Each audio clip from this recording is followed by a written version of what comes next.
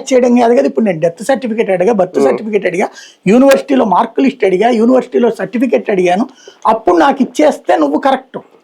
అలా ఇవ్వనప్పుడు నీకు ఇంకెందుకు, నువ్వు కొత్తదనం ఏంటి? నాది ఆస్తి సర్టిఫికేట్ అడిగా, రిజిస్ట్రేషన్ సర్టిఫికేట్ అడిగా, దానికి నువ్వు 1,00,000 అడిగిన తర్వాత టెక్నికల్లీ ఎర్రరు అంటే ఇంకెందుకు నువ్వు? సర్వర్ డౌన్ ఉంది, అయిపోయింది అక్కడ. నేను ఇప్పటికే 5 సార్లు ట్రై చేశా, ఏం అవ్వట్లేదు. ఇక అసలు వాట్సాప్ సంగతి వదిలేసా. ఎన్నిసార్లు అని చేస్తాం మనం? చివరికి ఆ బిల్లు కట్టేటప్పుడు ఆస్తి పన్ను బిల్లు మనం ఆ గవర్నమెంట్ వెబ్సైట్ ఉంటది కదా, దాంట్లోకి వెళ్ళి కడితే చక్కగానే పని జరుగుతుంది. వాట్సాప్ లో నుంచి కడతంటే వల్ల కావట్లా, దాంట్లోకి పాస్కోడ్ వేసి అవట్లా. ఏది ఐఫోన్ లో పెట్టుకుని చేస్తే కూడా నువ్వు ఏదో చెత్త ఫోన్ ఏదో అనుకుంటే అనుకోవచ్చు. కాబట్టి ఇలాంటిది అసలు పట్టించుకోవట్లే వాళ్ళు. ఇవన్నీ రేపు పొద్దున్న చర్చకి రావా?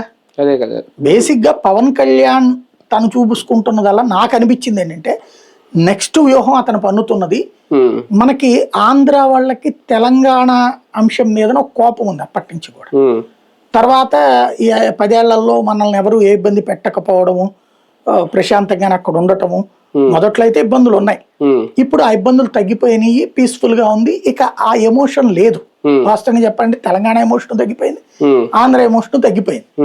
రేవంత్ రెడ్డి కొంత రెచ్చగొట్టే ప్రయత్నం చేస్తున్నాడు అక్కడ. రేవంత్ రెడ్డి కౌంటర్ గా తీసుకొచ్చి ఇక్కడ ఏం లబ్ధి పొందాలనుకుంటున్నాడు, అదే ఎమోషన్.